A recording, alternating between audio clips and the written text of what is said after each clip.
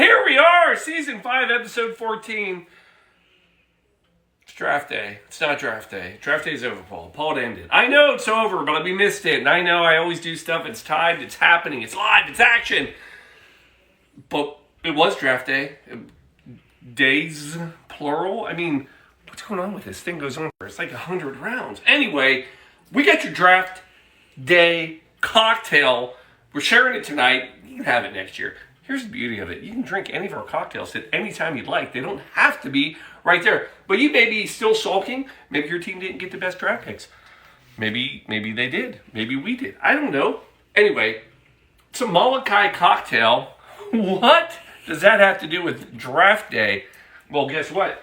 If you come in here with me, the Blue Monkey Quarantina, the only business is monkey business. And with that, the Blue Monkey Quarantina is on the clock. For their first pick, they have 10 minutes. Yes, quick show, 10 minutes. We got this. Puppy shot. Come on. We're on the clock. 10 minutes. Round 1. Draft. First pick. I'm closing this in. Oh, man. We're locked in.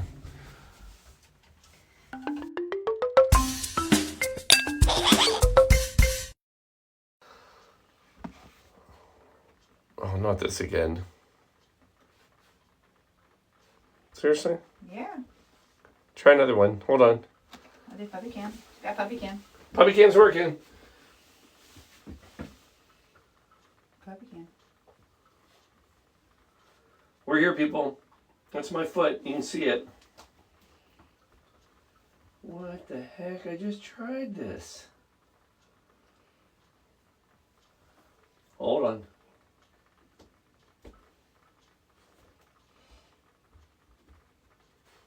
That's not it. That's not it.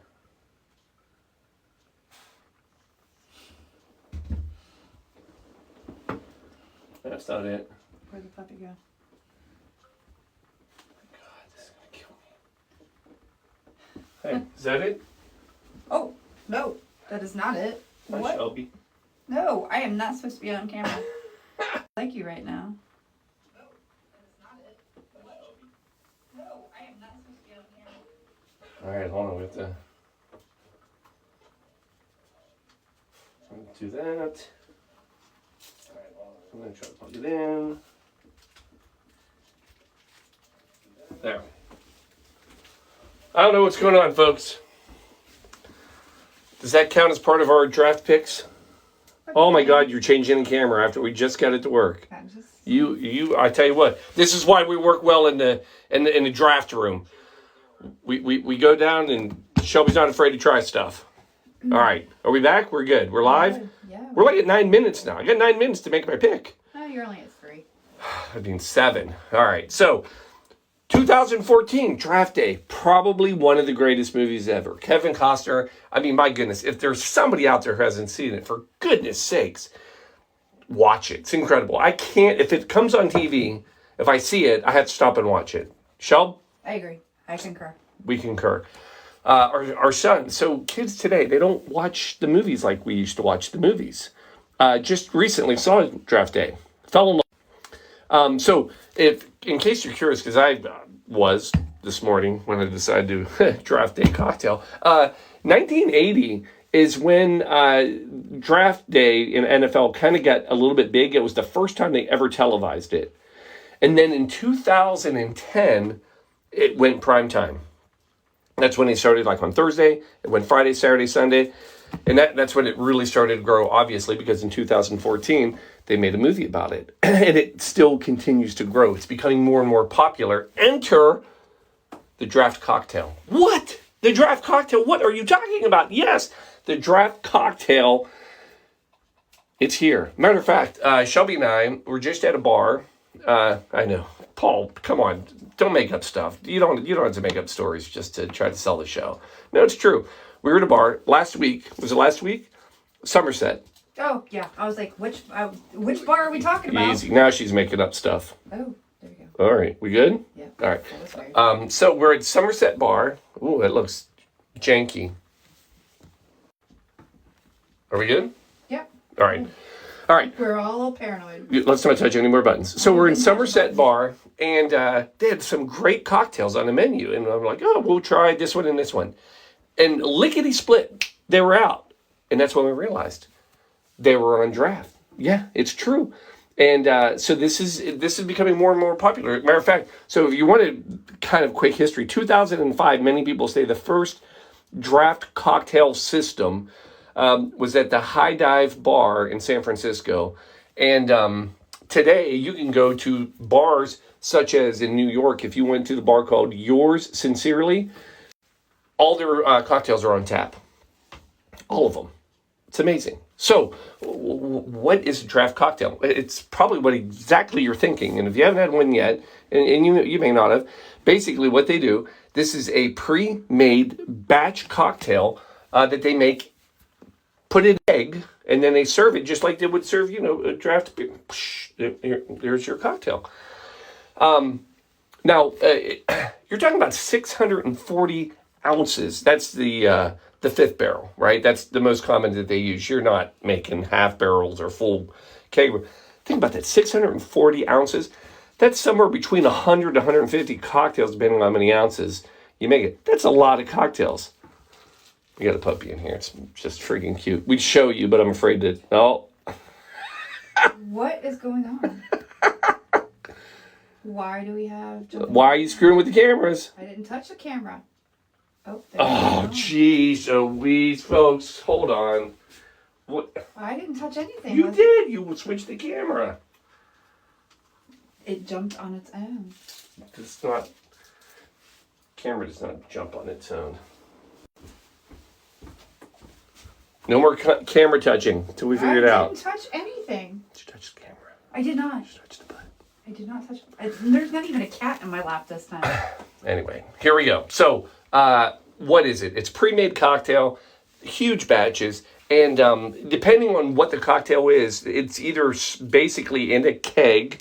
They can either use CO2, just like beer typically is, but that would be like a fizzy drink. So you're thinking something with tonic, something with soda, or something like that. Now, there's a lot of cocktails that are not made that way. Matter of fact, the cocktail tonight we're going to make is not like that. So what do they use? Those are always on nitrogen. And so it's a bit of a change. And they use nitrogen so it'll keep it without any fizz, keep it flat. Think Guinness, whatever. So the big question, why would they do this? Why would a bar in the prime of basically the cocktail revolution start making them on draft? It can't be as good. Well, I'm going to give you 4 reasons. Number 1, cost. It is a lot less expensive to make a huge batch of a cocktail. For one reason, the fruit juice, everything that they do, it's less waste. They can save a lot of money. So what it allows bars to do is make a big cocktail batch, have it for a less price, serve more people. 2, consistency. Once you have a great recipe, and I say once because the recipes can fluctuate, but once you have a good cocktail that you know how to make in a batch, boom, it'll be the same every time. And we've all had that, right? You go to a bar, first cocktail, you're like, oh man, that was good. I'll have another one of these. And he comes ready, like, what happened? Another bartender makes it, or they ran out of something. Anyway, consistency. 3rd, speed. The problem is that cocktails are becoming so popular, a lot of bars can't keep up, right? You know how it is. I mean, it's fun to see like this 5-minute show of somebody, but when you got hundreds of people at a bar, you can't do it. So speed. And the 4th, and the one we're going to celebrate tonight, complexity. Yes, it's true. Some cocktails are delicious, but there's so many parts to them that it takes a long time to make them. So one of the great draft cocktails that have come out are tiki cocktails. Yes, it's true. So we're going to give you another tiki cocktail tonight. It's the Molokai Mule. Now, what's funny about the Molokai Mule, it is not a mule. There's no ginger beer. There's no mule-like part to it. Historically, it's just because it's got a kick, which we know all tiki drinks do. Basically, this is out of 1960. Now, 1960, it wasn't a draft cocktail. I'm not making a draft cocktail, but this has become a popular draft cocktail. Matter of fact, in some bars, because it's such a little complex drink, it's easy to make in batches. Another big important thing, some cocktails don't size up properly. This one does. But 1960, this is from the Kon-Tiki in Hawaii. What's fun about this, it was not Don Beach, and it was not Trader Vic who came up with this one. This was in 1960. So Steve Crane owned this hotel bar. There's no one person credited with it, but he wanted a signature drink. This is what he came up with. We're going to make it. It's tiki time. All right, so how do you make this? All right, ice. All right, boom, white rum. It's tiki, so you know there's several rums and such. Yes. I touched the camera. Oh, no, you did. All right, we're just staying here all night. 1 ounce of white rum. One for me, one for Shelby. It seems like punches would be a good... So, it's funny. Punches are great for draft cocktails. And this actually can be made as a punch. So, this is a punch drink. 1 ounce dark rum. So, you are exactly right. 1 ounce of dark. One for me, one for Shelby. And none for puppy. None for puppy, no.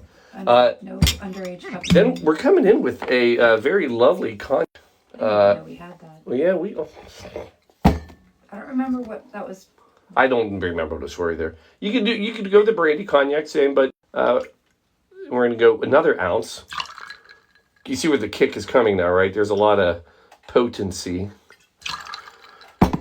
So there you go, 1, and 1. Then we're coming in with Orgeat. That is the great almond syrup.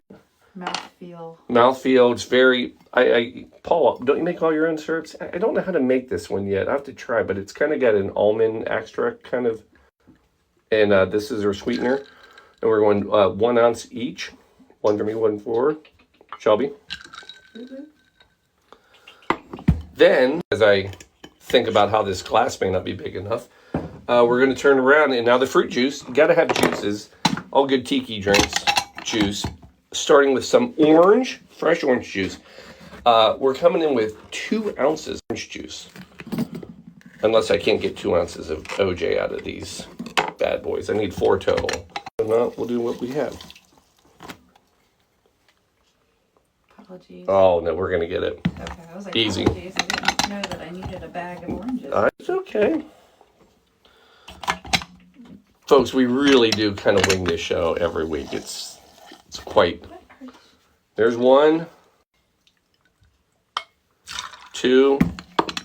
Oh, I love it. I know what we got. And then we're just going to do maybe 3 and 4, 2 per. How's everybody's day? Is anybody on tonight? I know, it's such a weird day. Tyler Fraser says, hey. Oh, hello, Tyler. How are you, sir? So I'm wearing my greatest draft t-shirt ever, McPherson, who, if anybody's paying attention to kickers in the draft, because that's all we care about in this house right now. Who wouldn't? 3 kickers went in the draft this year. None in the first round. And then with our lime juice, and we just need a 1 ounce per, so that's 2 total in case you're trying to do math at home, and I know sometimes that's difficult, so. There's 1. And then just 1 more. Folks, I swear to God, we're almost done. But do you see why, if this was on draft, how amazing and quick it would be? I mean, think about this. We would have already been sipping on our tiki drinks well in advance. All right, then we're coming in with bitters. Are you going to be able to shake that? 3 to 4, 1 to 6. Can I shake it? I can shake anything. Shake it like a Polaroid picture. Shake it, shake, shake. Shake it like a Polaroid picture. Oh. I know, it's crazy, people. It's what we do. All right, we're shaking it. Probably could have used a little more ice, not gonna lie. Didn't sound heavy on the ice when I was shaking it, did it? You know how I feel. I know. There we go. Yeah, that sounds better. Shelby likes a nice cold drink. Appropriate temperature for the appropriate. So it's funny you bring that up. The other beauty of, well, you don't have to worry about the glass getting stuck. That's another bonus. The other bonus of doing cocktails is because they're chilled, they're always at a nice ice cold temperature. I know, so you get that going. So we get to bust out the tiki glasses for this one, Shelbs. Love it. Trying to get in the chair. Can almost talk. Can you imagine if she can to walk on her leg like a little Wookie? Folks, there it is. Pour it off in your glasses.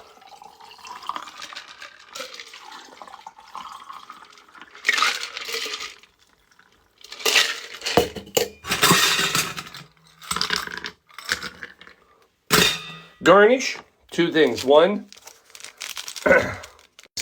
emergency. Now, there is a funny part about this.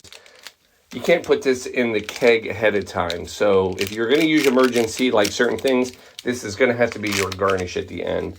So a little, but it's orange, so we gotta add it because she fizzes, and we don't want that trapped in our keg. And then I'm choosing the dehydrated orange wheels. And then, come on, tell me I have two. Oh, I know one's upstairs. I know, me too. Wait. Ha ha! Folks, we have it all, including straws, bamboo. Boom. Folks, there it is. There is your draft day Molokai Mule cocktail. Now, is it good? It smells delicious. Oh, yes. Yes! First round pick goes to Molokai cocktail. Folks, that's delicious.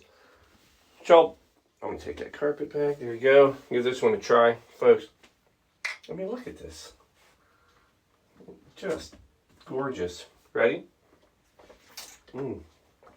Oh, right? That's tasty. Yeah. So the mule, from the name, obviously from the kick, because it'll kick you and you won't even know it. Although I think a mule, you would know if a mule kicked. Anyway. That's tasty. That's my favorite tiki drink so far. Wow. We have beat out Trader Vic and Dawn Beach. That's all I'm saying. I leave you with this. If you are going to experiment and make some draft cocktails, and by the way, if you're coming over to our house this summer, I promise you, I have an empty draft keg right now. I do plan on experimenting with some draft cocktails. So here's the plan. If you're going to do it, one, not all mixed drinks work well. You've got to find that recipe. Two, fruit juice. Can you use fruit juice in a recipe? You can, but you have to be careful. Here's why. One, it's only going to last about 5 days in a keg. So if you're going to use fresh juice, it's got to be quick. What most bars will do is they'll use like citric acids, powdered acids, so that it'll have longevity. It'll have basically a super long shelf life. The other thing, you have to strain your cocktails. No matter what you use, whether it's fruit juice or not, you have to strain it like 3, 4, 5 times before ultimately it goes in. And that's the only reason it'll stay consistently mixed. And even with that, you have to agitate your keg. So every morning you have to go in and you got to yell out like, "Ah, you stupid keg, what are you doing?" No, just kidding. You just have to agitate it. And then the biggest trick and the biggest mistake that most people make when they make draft cocktails. Shelby, you ready for this? I don't feel like you are. I feel like I'm just here by myself. We got a puppy. We're not even doing a show anymore. We're just going to put the puppy on camera. Biggest mistake that people make is ice. Forget about the ice. So when you make a cocktail, what happens is you shake it with ice, just like we did. The problem is that when you shake the cocktail with ice, it'll dilute. So it dilutes the drink up to, maybe 20, 30%. And that's good. That water in the cocktail changes the flavor profile. So what happens is if you make a big batch of cocktails and you don't take into consideration the ice and then you chill it and you pour it on ice, it's going to be too strong. So what most people do is you have to actually add water to your cocktail recipes when you make them, or else it won't work. It's the draft trick of the night. If you don't know that, you're out. So anyway, folks, go make your own pick. Go get your own draft going on. We're going to have this summer draft cocktails at the house. Are we good? Apparently we're done because, the puppies, just shut it off. It's done. It's over. Folks, love you. We'll see you next Sunday. Draft day, whatever. Cheers. We're out.